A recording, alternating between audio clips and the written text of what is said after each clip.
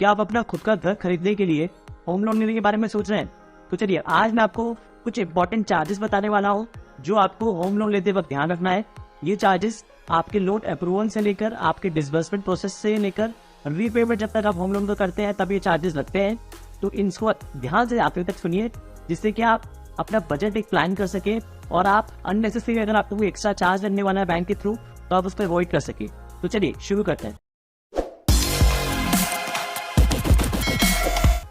Hello friends, my name is chartered accountant Sudarshan Soni और आज मैं आपका स्वागत करना चाहूंगा हमारे यूट्यूब चैनल माय फिनटैक्स में, जहां हम आपके लिए वैल्यूएबल इनसाइट्स लेकर आते हैं with respect to taxation, investment and finance.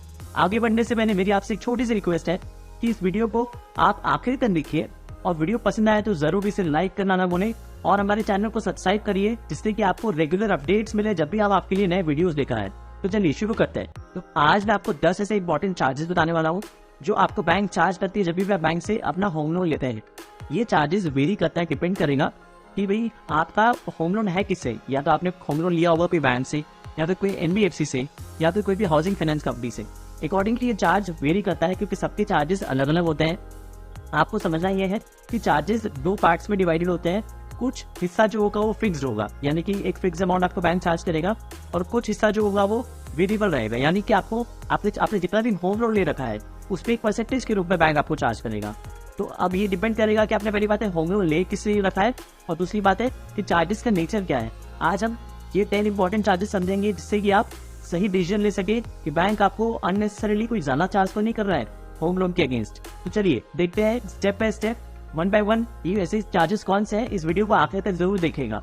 चलिए शुरू करते हैं। तो सबसे पहला चार्ज है लॉगिन एंड प्रोसेसिंग फीस। इसको हम डिवाइड करते हैं। लॉगिन फीस यानी कि बैंक आपको बोलता है कि भाई आपने हमें होम लोन के लिए अप्लाई किया है, हम आपका होम लोन एप्लीकेशन अपने पोर्टल में डालेंगे और चेक करेंगे कि आपको लोन मिल सकता है कि नहीं मिल सकता है। तो आपको लोन मिलेगा या नहीं मिलेगा उसके पर ही डिपेंडेंट नहीं है, ये चार्ज तो आपको देना ही पड़ेगा। लॉगिन फीस आपकी 3 से 5,000 रुपए के आसपास हो सकती है। नॉर्मली जो नेशनलाइज्ड बैंक हैं और कुछ प्राइवेट बैंक हैं जो लॉगिन फीस नहीं लेते हैं, बट हाँ कुछ एनबीएफसी हैं और कुछ प्राइवेट बैंक भी हैं जो आपको लॉगिन फीस लेते हैं। सेकंड है आपका प्रोसेसिंग फीस। फर्स्ट पॉइंट में ही सेकंड पार्ट है प्रोसेसिंग फीस।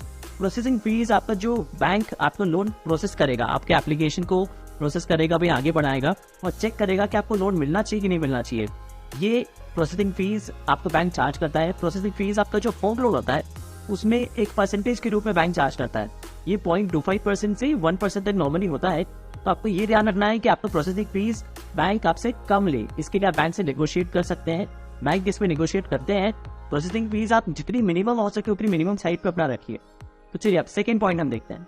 दूसरा जो हमारा चार्ज है वो है लीगल चार्जेस। अब लीगल चार्जेस क्या होता है, जब आप बैंक में होम लोन के लिए अप्लाई करते हैं तो बैंक जिस प्रॉपर्टी के अगेंस्ट आपको होम लोन दे रहा है वो प्रॉपर्टी का बैंक सर्च करवाता है। सर्च किससे करवाता है? ये उसके एम्पैनल्ड लॉयर्स होते हैं, एडवोकेट्स होते हैं, जिनके थ्रू बैंक उसको ये बोलता है आप हमें ये बताओ कि ये जो प्रॉपर्टी जिसके अगेंस्ट हमें सामने वाला लोन मांग रहा है, ये प्रॉपर्टी के अगेंस्ट कोई भी डिस्प्यूट या फिर इसमें कोई भी मतलब आपत्ति तो नहीं है। सामने वाला जिससे खरीद रहा है, जिसने लोन के लिए हमें अप्लाई किया है, वो प्रॉपर्टी जिनसे खरीद रहा है उनके पास में क्लियर टाइटल है कि नहीं है इस प्रॉपर्टी का। तो ये बैंक बोलता है अपने एम्पैनल्ड वैल्यूअर्स को कि आप हमें इसका सर्च रिपोर्ट दो। तो ये सर्च रिपोर्ट जो लॉयर्स बना के देते हैं बैंक को, उसका लीगल चार्जेस के रूप में बैंक आपको चार्ज करता है। तो ये था हमारा सेकंड चार्ज यानी कि लीगल चार्जेस। चलिए अब आप थर्ड चार्ज देखते हैं। थर्ड जो हमारा चार्ज है वो है टेक्निकल चार्जेस, जिसको हम आसान शब्दों में वैल्यूएशन ऑफ प्रॉपर्टी चार्जेस भी कह सकते हैं। जिस प्रॉपर्टी के अगेंस्ट भी आप होम लोन लेना चाह रहे हैं, या तो वो कोई बना बनाया घर होगा या फिर आपने कोई प्लॉट देख रखा है जिसमें आप अपना होम कंस्ट्रक्ट करेंगे, तो वो प्रॉपर्टी का बैंक वैल्यूएशन कराता है। बैंक ये देखता है भाई आज इसकी मार्केट वैल्यू क्या है, कल ना कि हम इसमें होम लोन दे रहे हैं तो पता चला भाई इसकी वैल्यूएशन इतनी बढ़ती नहीं है, तो हम इसको सपोज आपने डिफॉल्ट कर दिया आगे जाके लोन पे, आपने लोन चुकता टाइम पे नहीं किया या फिर चुकता ही नहीं किया, तो बैंक क्या करता है, बैंक उस प्रॉपर्टी को सेल आउट करता है और सेल आउट करता है। फिर बैंक क्या देखता है कि भाई इसका मार्केट वैल्यू कितना निकल के आएगा, रियलाइजेबल वैल्यू कितना निकल के आएगा। जब हम इसको प्रॉपर्टी को हमें बेचने की आवश्यकता पड़ी तो उसके लिए बैंक पहले वैल्यूएशन ऑफ प्रॉपर्टी करवाता है। तो ये जो चार्ज है टेक्निकल चार्जेस, ये वैल्यूएशन ऑफ प्रॉपर्टी की आप चार्ज बोल सकते हैं। तो ये आपको भी बियर करना पड़ता है जब आप होम लोन लेते हैं। तो चलिए अब हम आगे देखते हैं चौथा हमारा चार्ज कौन सा है। चौथा जो हमारा चार्ज है वो है लेट पेमेंट चार्जेस। ये वो चार्ज है जो बैंक आपको चार्ज करता है जब आप अपने ईएमआई को टाइम से पेमेंट नहीं करते हैं, तो बैंक आपको लेट पेमेंट चार्जेस आपको देना पड़ता है बैंक को। तो ये लेट पेमेंट चार्जेस आपके बैंक सैंक्शन लेटर में आप देख सकते हैं कि भाई आपको बैंक कितना चार्ज करने वाला है। Suppose if in case future में आप अपना लोन टाइम से नहीं दे पाते हैं किसी कारणवश, तो बैंक आपको लेट पेमेंट कितना चार्ज करेगा, इसकी जानकारी भी आपको होनी चाहिए। चलिए अब हम देखते हैं हमारा फिफ्थ इंपॉर्टेंट चार्ज कौन सा है। तो जो हमारा चार्ज है वो है stamp duty and registration charges. Stamp duty and registration charges ये आपको स्टेट गवर्नमेंट, अलग स्टेट टू स्टेट डिपेंड करता है कि आपको इसमें कितना चार्ज लगेगा। नॉर्मली स्टैम्प ड्यूटी 1% ऑफ जो भी मार्केट वैल्यू है आपकी प्रॉपर्टी की वो लगती है। एंड रजिस्ट्रेशन चार्जेस डिपेंड करता है कि आपका लोकेशन का है प्रॉपर्टी का, उसके अकॉर्डिंगली आपको स्टेट गवर्नमेंट चार्ज करती है। पर ये बैंक अपने चार्जेस में आपको जोड़ लेता है, जिससे कि बैंक उसको फिर आपसे पटवाता है। तो चलिए देखते हैं नेक्स्ट हमारा सिक्स्थ कौन सा ऐसा इंपॉर्टेंट चार्ज है। नेक्स्ट है हमारा सरसाई चार्जेस। हालांकि सरसाई चार्जेस ज्यादा नहीं होते हैं, 50 to 100 रुपीज ही होते हैं। ये चार्जेस प्रॉपर्टी के सिक्योरिटी इंटरेस्ट को रजिस्टर करने के लिए होता है, तो इसको भी आप ध्यान में रखिए कि बैंक इसमें ज्यादा तो नहीं चार्ज कर रहा आपको। नेक्स्ट देखते हैं कौन सा हमारा इंपॉर्टेंट चार्ज है। नेक्स्ट हमारा इंश्योरेंस प्रीमियम चार्जेस। अब इंश्योरेंस प्रीमियम चार्ज क्यों कर रहा है बैंक आपको? बैंक आपको ये कहता है कि भैया आप लोन ले रहे हैं, खुदा ना खासा आपको आगे जाके सपोज कुछ हो जाता है, तो बैंक अपना लोन सिक्योर करने के लिए आपकी लाइफ को सिक्योर करता है in the form of insurance. अब ये इंश्योरेंस चार्ज क्या करता है, बैंक आपको बोलेगा अलग से नहीं देना है, आपको लोन में ही अमाउंट एड ऑन कर देगा और बोलेगा भी आपका ये जो इंश्योरेंस प्रीमियम अमाउंट है वो लोन के रूप में हम आपको दे रहे हैं, बट आपकी लाइफ को हम कवर कर रहे हैं, जिससे कि कल जाके अगर आपको कुछ होता है तो बैंक अपना लोन रिकवर कर सके फ्रॉम इंश्योरेंस कंपनीज। तो ये था हमारा नेक्स्ट इंपॉर्टेंट चार्ज। तो आप इसमें ये देख सकते हैं कि आपको इंश्योरेंस प्रीमियम जो चार्ज हो रहा है वो बहुत ज्यादा तो नहीं चार्ज हो रहा है। आप इंश्योरेंस प्रीमियम जो आपका इंश्योरेंस कवरेज है ये आप किसी और एजेंट से भी ले सकते हो एट द सेम टाइम, या फिर अगर आपके पास ऑलरेडी इंश्योरेंस कवरेज है तो आप बैंक को इंटीमेट कर सकते हो कि भाई मुझे इसकी जरूरत नहीं है, क्योंकि ये ऑप्शनल होता है, ये मैंडेटरी नहीं है बिल्कुल भी। तो आप इस चार्ज को अवॉइड कर सकते हो। अगर आपको ऑलरेडी लाइफ इंश्योरेंस कवरेज लिया हुआ है तो आप बैंक को जरूर इसे बोलिए कि भाई इसको चार्ज को हटा दे, या अगर आपको लगता है कि भाई एडिशनल आपको कवर लेना है आप इसे ले भी सकते हैं। ये था हमारा इंपॉर्टेंट इंश्योरेंस प्रीमियम फीस का जो चार्ज आपको बैंक करता है। नेक्स्ट इंपॉर्टेंट चार्ज देखते हैं। नेक्स्ट है स्टैट्यूटरी और रेगुलेटरी चार्जेस जो आपको बैंक चार्ज करेगा। ये चार्जेस बैंक आपसे कलेक्ट करता है और गवर्नमेंट को पे करता है। This can be the form of GST charges, या फिर कोई भी जो गवर्नमेंट अगर लेवी करके रखी हुई है बैंक के ऊपर और बैंक आपसे कलेक्ट करके देना है तो वो भी चार्ज इसमें इंक्लूड होता है। तो स्टैट्यूटरी और रेगुलेटरी चार्जेस भी एक इंपॉर्टेंट पार्ट होता है। जब आप होम लोन ले रहे हैं उसका भी ध्यान रखिए कि आपको बैंक कितना चार्ज कर रहा है। नेक्स्ट इंपॉर्टेंट चार्ज देखते हैं। नेक्स्ट है लोन कन्वर्जन चार्जेस। अब लोन दो तरीके के रूप में दिया जाता है, एक तो भाई फिक्स रेट में बैंक आपको दे सकता है या फिर फ्लोटिंग रेट में दे सकता है। Suppose if in case future में आप उस लोन को कन्वर्ट करना चाहते हैं फिक्स को फ्लोटिंग में या फिर फ्लोटिंग को फिक्स में, तो बैंक आपको उसके लिए एक चार्ज करता है। वो नॉर्मली भाई 2.5% या 3% भी हो सकता है।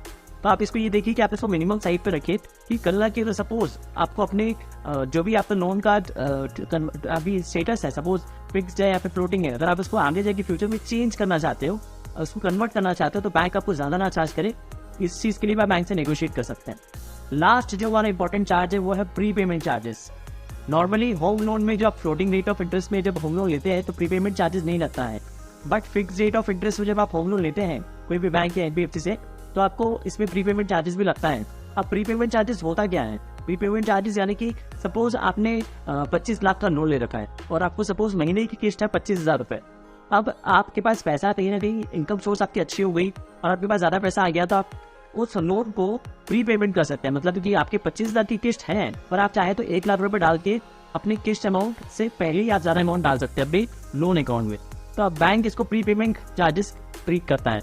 तो normally bank pre payment charges नहीं लगाते हैं क्योंकि होम लोन में इसको आप चार्ज नहीं करते हैं, बट कई बैंक्स ऐसी है जो फिक्स रेट ऑफ इंटरेस्ट में जब आपको होम लोन देती है तो उस पर प्री पेमेंट चार्जेस भी लेती हैं। तो आप ये बात ध्यान रखिए कि आपके सैंक्शन लेटर में होम लोन का जो आपका सैंक्शन लेटर है उसमें क्या लिखा है, उसमें प्री पेमेंट चार्जेस आपका है कि नहीं है, ये चीज आप देख लीजिए। और अगर है तो बैंक से इसको नेगोशिएट करके हटवा भी सकते हैं, क्योंकि नॉर्मली फ्लोटिंग रेट में तो ये रहेगा नहीं, बट फिक्स रेट में ये कई बार होता है, तो इस बात का भी आप ध्यान रखिए। तो ये थे 10 इंपॉर्टेंट चार्जेस जो आपको ध्यान में रखना है होम लोन लेते वक्त। इसके अलावा आपको लोन बैलेंस चार्जेस भी बैंक बना सकता है, फिर हो सकता है फोर क्लोजर चार्जेस भी बैंक बनाए, यानी कि अगर आप लोन जल्दी खत्म कर रहे हैं तो उसके अगेंस्ट भी कोई चार्ज हो सकता है। ऐसे और भी चार्जेस कुछ हो सकते हैं, तो उनको भी आप ध्यान से पढ़े, ध्यान से समझे, उसके बाद ही आप अपना होम लोन एप्लीकेशन एक्सेप्ट करें। क्योंकि बैंक जब आप लोन अप्लाई करते हैं बैंक में, तो आप पहले आवेदन देते हैं बैंक को होम लोन के लिए, तो बैंक आपको एक सैंक्शन लेटर देता है कि बैंक आपको लोन अप्रूव कर रहा है। अब वो जब तक आप एक्सेप्ट नहीं करेंगे तब तक बैंक आपको लोन आपका डिसबर्समेंट नहीं करेगा। डिसबर्समेंट यानी कि आपके अकाउंट में ट्रांसफर नहीं करेगा। तो जब भी आप सैंक्शन लेटर को एक्सेप्ट कर रहे हैं तो सारे चार्जेस को ध्यान से पढ़ लें और सारे चार्जेस को समझ के ही अपना होम लोन का जो आपका सैंक्शन लेटर है उसको साइन करिए और उस पर एक्सेप्ट करिए। तो आशा करता हूँ कि आपको आज का वीडियो पसंद आया होगा, और अगर आपको कोई भी डाउट है, कुछ भी क्वेरी है, तो प्लीज़ आप कमेंट करिए। मैं ट्राई करूँगा कि आपके कमेंट्स का ज़रूर रिप्लाई करूँ। और ये वीडियो अगर पसंद आया तो प्लीज़ इसे शेयर करना ना भूलें, हमारे चैनल को सब्सक्राइब करना ना भूलें, जिससे कि आपको रेगुलर जब भी हम नए वीडियोज़ लेकर आएँ तो आपको सबसे पहले उसके बारे में पता चल सके, अपडेट मिल सके, और रेगुलरली हमें रेगुलरली हमें फॉलो कर सके। और आपका प्यार देने के लिए हमारे चैनल को बहुत बहुत धन्यवाद, क्योंकि आप जैसे फॉलोअर्स और व्यूवर्स से ही हमें बोलते हैं कि मोटिवेशन मिलता है कि हम मैक्सिमम अपनी एनर्जी के साथ अपनी नॉलेज को शेयर कर सकें और आप तक मैक्सिमम एक बेनिफिट पहुंचा सकें। तो चलिए, थैंक यू आज के वीडियो को देखने के लिए। ऐसे ही आप हमारे चैनल पर बने रहें।